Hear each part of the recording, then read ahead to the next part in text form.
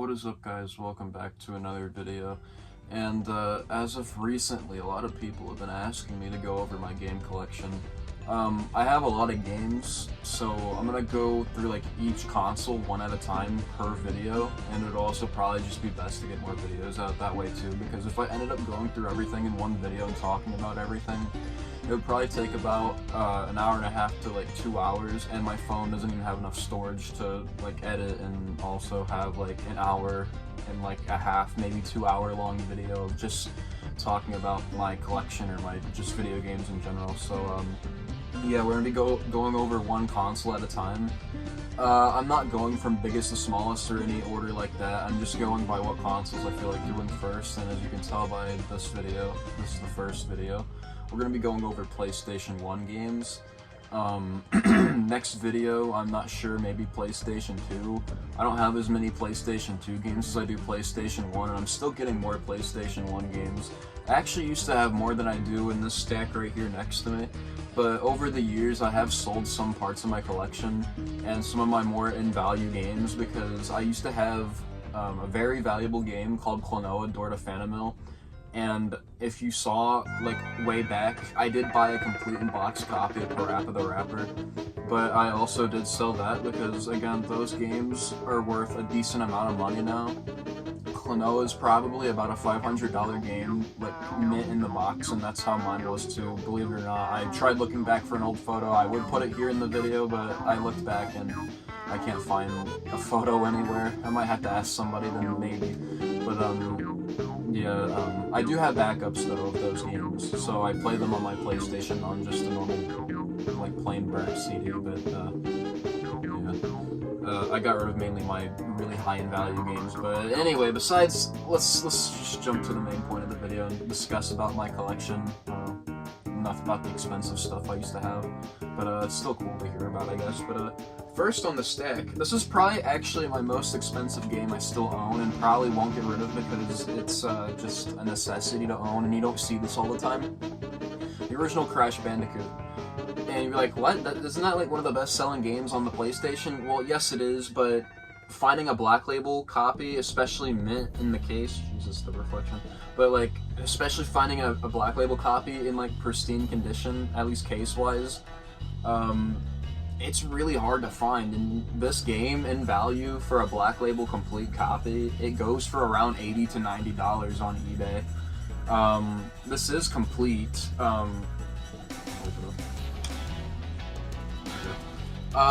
It's not the orange disc, it's the greatest hits disc. I do have the orange disc. The reason why it's not in here, because I do have a second one right here. This is not the original case, obviously, it's printed. But I do have the orange disc in here because this does not work anymore. It used to. But I played the fuck out of it so much that it just doesn't work anymore. I'm gonna have to get a new disc. The case, actually, it shouldn't be hard getting a new disc for this, because the case, I'd say, is what makes the game like drive up in value. Because for a disc-only copy of Crash 1, doesn't matter what disc it is, the orange disc or the silver disc, which is the greatest hits one, it's about a $20 game disc only, and yeah, I might just get a new disc for this at some point, but like, yeah, this doesn't really work at all. Like, it occasionally boots up. I tried it in all my PlayStations, my PS1, 2, and 3, they just don't work. In the PS1 it says, please insert a PlayStation CD-ROM, PS2 gives me red screen of death, and then putting it in that PS3, it just reads it as a data disc for some reason. It doesn't even read it as a PS1 game. But there's nothing really wrong with the disc, as you can see. Well, I've gotten it resurfaced because this thing was really scratched up because when I was younger I never took care of my games. But yeah, no, this doesn't really work anymore, but I have 2 copies of this, I guess, so that's cool. Great game though, I love Crash 1, it's a great game. I don't know where I'm gonna put these, I'm just gonna put them over here, screw it. Put the shelf below the camera. Next we got Crash 2. This is a Green Label copy. Most of my games are, excuse me, most of my games are Green Label copies because, again, I wanted to go cheaper, and I used to have a lot of Black Label games, but I got rid of, again, most of them and replaced them with Green Label games because they're worth less, but it's the same thing, so I don't really care.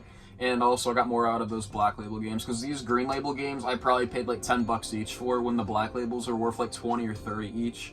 So as long as it's the same game, I really don't care if it's green or black. It's the same fucking game. I don't care. But I got Crash 2. This is actually in pristine condition, the case and the disc. Actually, because the majority of my PS1 games have been resurfaced, you probably can't tell, but this game has not been resurfaced at all. It's literally just pristine, and I just accidentally spit on the fucking disc. I'm an idiot. Let me just wipe that off a little bit. There we go. Yeah, no, this disc is like pristine, and like usually in the middle, like on the inner ring right there, because resurfacing machines don't resurface the ring in the middle. You can tell if a PS1 game's been used a lot, because people would place it on like the center, obviously, to put it on the disk drive, and it would like scratch the crap out of the middle of the disc because people like move it around and stuff. You know what I mean? It has 0 scratches there, so that proves right there also that this has just been barely played. So that's pretty cool to actually own. So this copy's barely been used. It'd be better if it was a Black Label one and it was barely used, but yeah. Next up, we got my first ever PS1 game, and I'm really nostalgic for it too. Probably played it in like 4th grade. Yeah, 4th grade. I'm a junior in high school right now. I'm sorry about that cut. My phone is a piece of shit and I ran out of storage. I had to delete a few things, but you gotta do what you gotta do. But like I was saying, this is probably my most nostalgic PS1 game. Not my favorite, but it's still really good. Got Crash Bandicoot Warped. This was my first ever PS1 game. I remember the time I got it. I think I paid like $10. Yeah, $10 for it. It's worth about $20 now just for the Green Label, which is crazy, and the Black Label one's like about 30, I think, also. But actually, I'm more nostalgic for the Green Label version too, because this is the version that I bought a long time ago, like 7 years ago or so. And because of this game too, because of see the Spyro the Dragon advertisement. This has, I'm sure you guys know this. This game has a Spyro the Dragon advertisement in it, and you can play the demo of it. And I think it gives you like 1 or 2 stages. And I'm really nostalgic for Spyro 1 also, because I know a lot of people say Spyro 1, like it's not bad. Spyro 1's not a bad game, people say, but like it's not great, because like it was really good when it came out because it revolutionized 3D platforming. But people say it's not really the best anymore because compared to like other Spyro games. I'm like, I think it's up there still.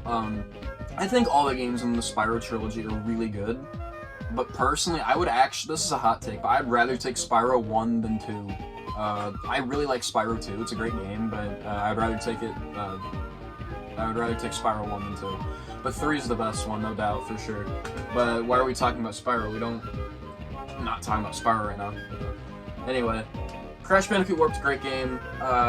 Recommend it. My first PS1 game. I'd say if you're getting in the Crash, start with that one. It's the easiest and the quickest one also. You could probably beat it if you're really good at it in like an hour, maybe a little bit less, an hour and a half, but anyway. Next up, the best racing game of all time. You guys would probably guess it because we've been talking about Crash games. Crash Team Racing. Love this game. Great fucking game. 10 out of 10. I paid like $10 for this. So great deal, great game. I love this game. I actually bought Nitro Fueled for the Xbox One. I would have bought it for PS4, but I never see it for PS4. But I bought Nitro Fueled on Xbox One. I still haven't even played it yet. I bought that also for like $10. I heard it's really good, but I love this game. Me and my friends, every time we hang out, we always play. Excuse me. We always play this. Sorry, I had dinner before this, but we always play this, and this is a great freaking game. And this also has the Spyro 2 demo. Every Crash game from Crash 3 onward had a Spyro demo, so that was pretty cool. I think, yeah, Spyro 1 had a demo for Crash 3, which was also pretty sick, but it only gave you like 1 Coco level, which is honestly really dumb. It was like the jet ski level. Like it's okay, but give me when the platforming levels come up. But yeah, anyway, great game, love this game, fantastic. It's better than Mario Kart in my opinion. Yeah. Next game, I do not like this game. I think this game, excuse me, also gets mixed reviews from other people too. Crash Bash. I get why it's not that good. First off, it wasn't made by Naughty Dog. It was the first Crash game not made by Naughty Dog. And it's also a late release game for the PS1. It came out in like 2000, and the PS2 I think was already out in Japan, and it was about to come out in North America in like I think a year or less maybe. So I think this came out in like late 2000. This game is not good. I do not like it. It is really boring, and people would say it's a Mario Party clone, but no, Mario Party is like a board game type of game with mini games. This here is just mini games, straight up, just mini games, and they're not even fun mini games. Even with friends, it's fucking boring. This game's not fun. Don't like it. It's not made by Naughty Dog. Another reason why it's not good, because Crash kind of after Naughty Dog kind of shot him down. Has not been that good. I mean, Crash 4 is okay, but I still would rather take any game from the original trilogy over Crash 4. But, yeah. The only good thing about Crash Bash is the freaking Spyro 3 demo, if I'm gonna be real, and it only gives you, like, 3 stages, but it's better than this whole game as a whole, which is kind of sad, but that's just what I think. But, yeah, I don't like Crash Bash. It's not a good game. Anyway, speaking of Spyro, we got Spyro 1 right here. I love this game. Fantastic freaking game. With nostalgia playing in, again, I love this game, but people tend to say that it's not the best, and it's not bad, but it's not amazing, and it's nothing to really write home about nowadays, but I think it's a really good game. But, like, if you play, like, let's say that you play, excuse me, sorry, I got a cold. If you play, like, Spyro 2 or 3 first, and then play this, you're gonna be like, man, this feels really, really, really empty. Yeah, it does, but, like, I still think it's really fun and charming to play, and it's still a classic, and I love Spyro. At least the trilogy. I don't really like any of the games past that. I love the trilogy, and I love the remake that came out a few years ago. No, it was 2018. That was, like, 6 years ago. It feels like it wasn't that long ago, but yeah. I love this game, and I love the trilogy. Great. Love it. But, yeah. I do not, unfortunately, have Spyro 2. I used to. I have no clue why I got rid of it. I gotta get a new copy. I might actually get one this weekend, actually, because it's cheap still. It's like 15 bucks. But I do have a Spyro 3. Great fucking game. I actually got a good deal, because, again, I don't have many black labels because they're expensive. And, yeah, the only reason why I had that Crash one is because it's a necessity to own, and I think it's just cool, and it's really expensive still. And that's, like, the only expensive game for PS1 I think I'm gonna still keep. But, this game, Spyro 3, this is, like, a $25 to $30 game black label, but I think I got it for, like, 15, which is a really good deal. 15 was pushing it, because I don't really like spending that much money on PS1 games unless it's something I'm really nostalgic for that I played when I was, like, really little. Or if it's something that I just really like, I don't know. But, no, this is a great deal. 15 bucks for this, not bad, and it's black label and it's in really good condition. It's complete. Oh yeah, fun fact. Crash Bash, the full game is in this freaking game right here, because it has the debugging feature in it. I'm sure you guys could easily find that online, but, I wish I knew that when I was little, because then I wouldn't have to buy Crash Bash, because I don't like it, but it didn't matter to me. It was like a $10 game. No, I think I actually got it a long time ago for, like, $8. Well, that, this copy that I have isn't my original copy. I used to have a black label copy, but, I think I paid like 10 bucks for this one too. Yeah. This here is probably one of my favorite 2D platformers. If not my favorite, actually, 2D platformer on the PlayStation.